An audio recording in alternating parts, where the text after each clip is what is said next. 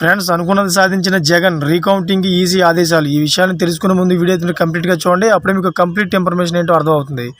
అదేవిధంగా చాలామంది వీడియో చూస్తున్నారు కానీ సబ్స్క్రైబ్ చేసుకోవడం మాత్రం మర్చిపోతున్నారు. దయచేసి సబ్స్క్రైబ్ చేసుకోండి. సబ్స్క్రైబ్ చేసుకోవడం వల్ల నేను చేసే ప్రతి ఒక్క అప్డేట్ మీరు ముందుగానే పొందగలుగుతారు.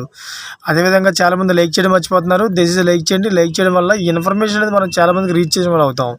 ఇంకా లేట్ చేయకుండా వీడియోకి వెళ్ళిపోదాం. ఫ్రెండ్స్, లోక్సభ ఎన్నికల్లో వినియోగించిన ఈవీఎంలపై కొందరు అభ్యర్థులు అనుమానాలు వ్యక్తం చేస్తూ కేంద్ర ఎన్నికల సంఘాన్ని ఆశ్రయించారు. అయితే ఈవీఎంలలోని మైక్రో కంట్రోలర్ చిప్పులు ట్యాంపరింగ్కు గురి అయ్యో లేదో తనిఖీలు చేయాలని ఆయా లోక్సభ నియోజకవర్గాల అభ్యర్థులు ఈసీకి దరఖాస్తు చేసుకున్నారు. అయితే ఇలా 6 రాష్ట్రాల పరిధిలోని 8 లోక్సభ నియోజకవర్గాల నుంచి బీజేపీ, కాంగ్రెస్ పార్టీల అభ్యర్థులు సహా 8 దరఖాస్తులు ఈసీకి అందాయి.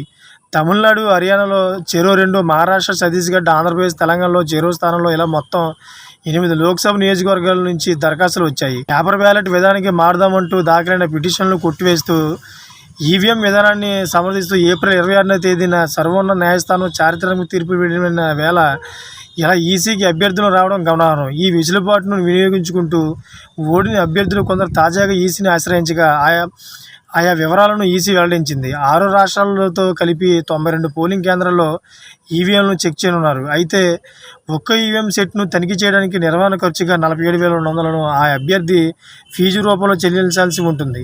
జూన్ 1వ తేదీన ఈసీ ఒక ప్రకటన జారీ చేయడం తెలిసిందే.